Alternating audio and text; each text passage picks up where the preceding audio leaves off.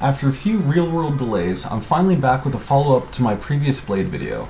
There were a few things that I either didn't get around to mentioning or just never crossed my mind from the last vid, and people have been wanting to see more of what this machine is capable of.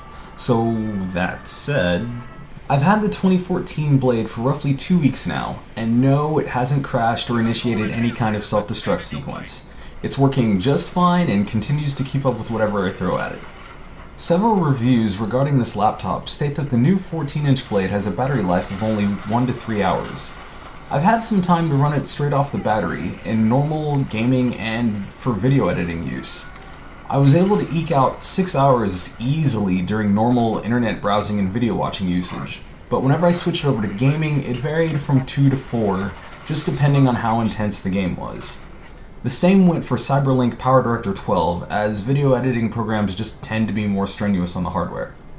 In idle use, or for with less intense games, the fans are very quiet. However, I found them kicking into overdrive during Battlefield 4, Titanfall, The Witcher 2, and surprisingly even Alice Madness Returns.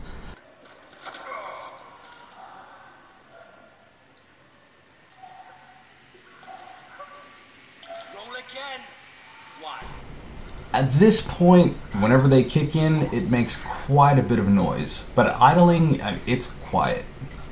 Something that I mentioned in the last video was regarding PC games and some applications not being optimized for these types of displays. While the Blade can run most everything at 3200 by 1800, not everything runs smoothly, and at times you want to dial it back.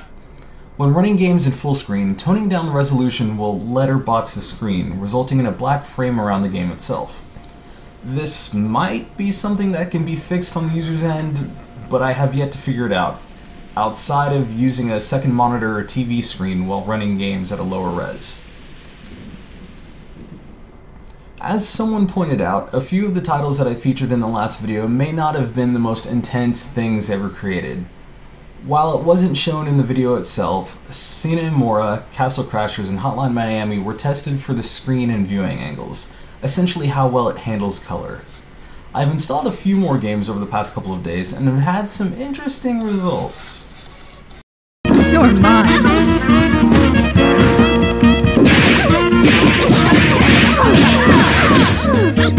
Major surgery!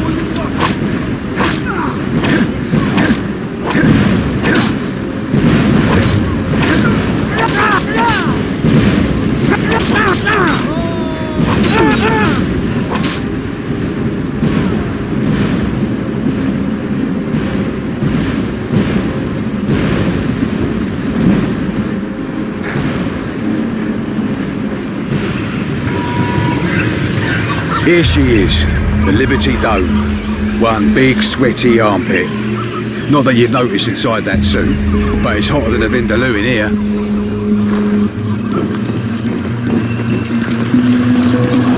Lots changed. This is how it all started. People signed up with Cell for cheap energy. Cell were generating power for free, and nobody could compete with free. Before long, they had a monopoly. Bills went up. People had nothing left except their debt. Cell marched them out and into the volunteer camps. Nothing but slavery. Scanning Sector 1, Delta 6. Hold up. Minefield. Cells using intelligent munitions means they only blow up unauthorized. Like us. Use your suit to interface with the mines. There he is. I got him. Oh, shit. I know that guy. I always forget his name. The guy with the ears. Lee Dawson? I don't really interest.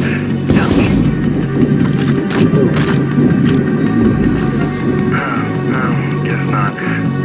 I'm taking him out. Always gotta do things the hard way, huh? You know me. I know you need to get moving. I'll finish up here. Douglas! What? That was his name, Douglas. Oh, shit. Too late. You shot him. I couldn't remember his name. That sucks. I like that guy. Relax, we're here. Rabbi jokes. Fuck me if I can remember a single one of them. In the case of Alice Madness Returns, the game refuses to run unless physics is set to the lowest option, which is actually surprising since the game is a few years old. Crysis 1 was a nightmare to get running even in the first place due to compatibility issues with Windows 8.1.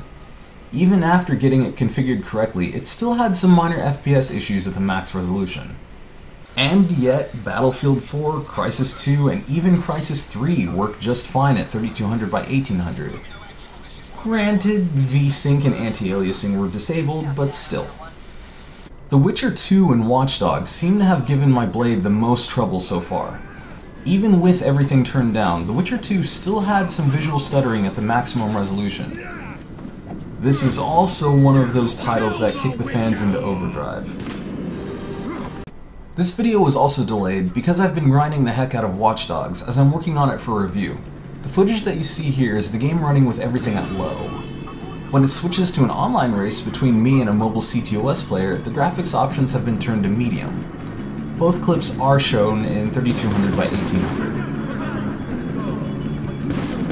When I first installed Watch Dogs and allowed it to auto-detect the best settings, it decided to switch everything to high.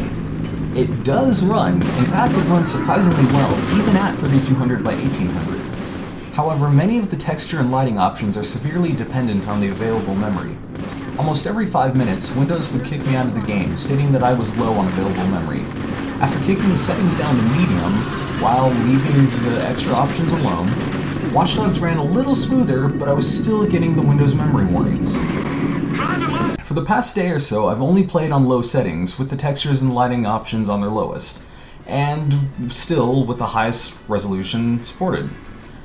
Since doing this, Watch Dogs has given me zero problems, just at the sacrifice of graphics.